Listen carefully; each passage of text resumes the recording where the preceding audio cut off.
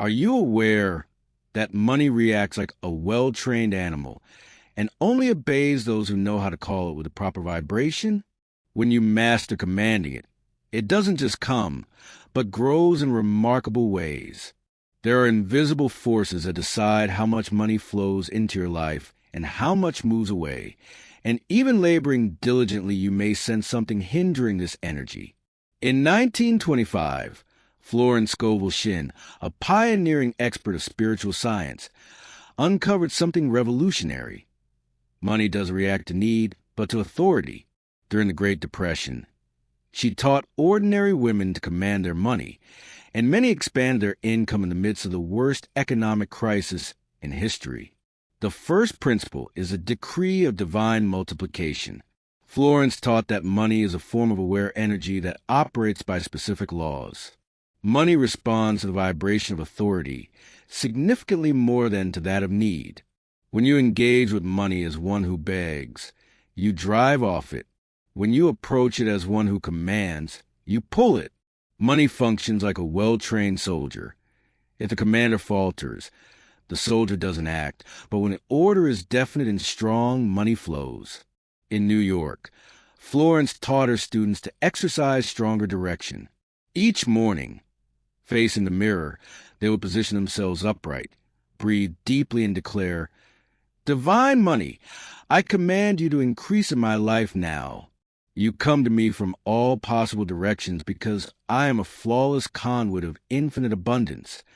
The key was in the force beneath the command, which needed to resonate as an irrevocable decree. Another vital component is mending the relationship with money. Florence said that money has emotional memory, and that our energy toward it makes impressions that decide whether it approaches or moves away. If for years you communicate with money through fear, resentment, or guilt, it's as if you've chased off an expected guest. Most people have been invoking money with the voice of lack and embarrassment. Before directing your money, Florence taught reconciliation with it. In silence, her students would say, "Dear money, release me from having seen you as my enemy.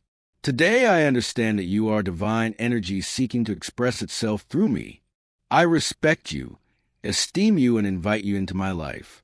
This exercise was intense spiritual rewiring that completely changed a person's vibration. Advancing in this direction, Florence developed the spiritual surgery of poverty beliefs.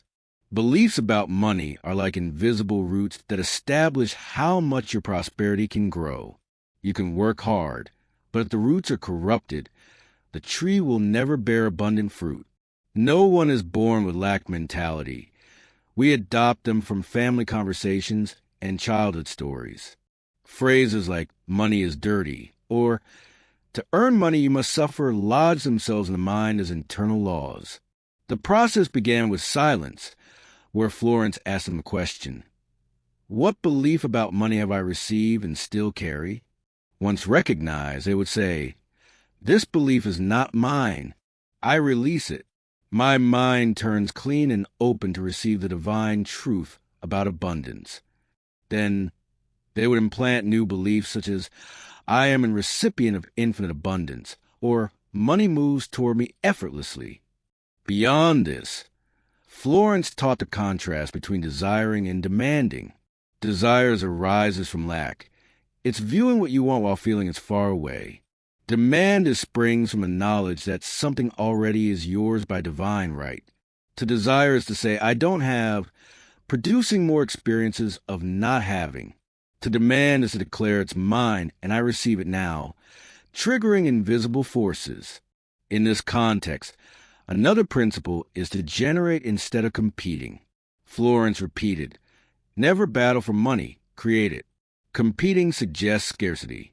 Creating indicates infinite abundance, knowing that you can create new opportunities. When you compete, you concentrate on what others have. When you create, you connect with the infinite source, with unique original ideas. Each person has a particular talent for producing wealth that, when expressed, not only produces income, but benefits others. Likewise, Florence taught the decree of absolute authority. It was an act of complete power over one's own financial kingdom. The decree was, by my divine authority as a child of the Creator of all abundance, I decree that my financial reality changes now.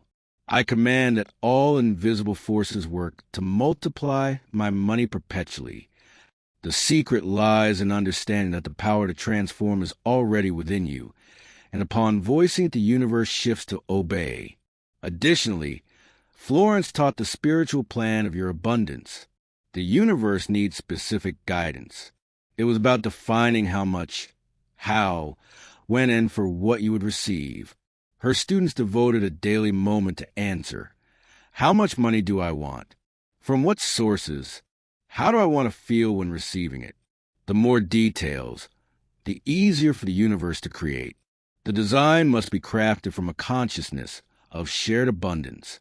Bearing this in mind, the last step is to preserve prosperous consciousness. Activating abundance is the first part. Mastery lies in sustaining it. Maintaining requires daily attention, sustaining the internal state that summons it. This state is made of gratitude, certainty, and openness to receive. A key principle was to start each day with anticipatory gratitude, not only for what you already have, but for the abundance approaching. When you give thanks in advance, you give the universe the signal that you've already received. Another practice was to mentally honor all money seen circulating, preventing envy from tainting your vibration. It's worth noting that prosperous giving was essential.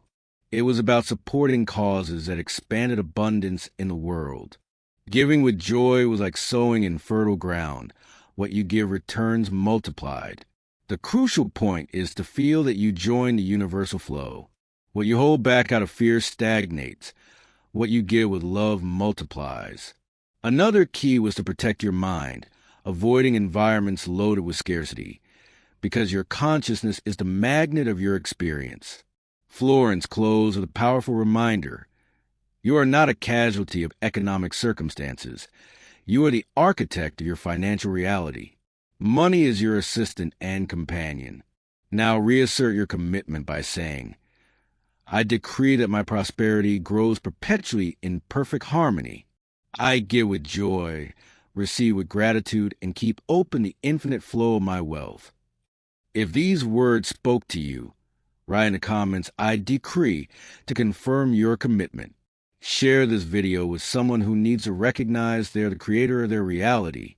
Subscribe to the channel and activate the bell, because I will reveal more principles that can multiply your prosperity. Abundance doesn't come to those who pause, but to those who command.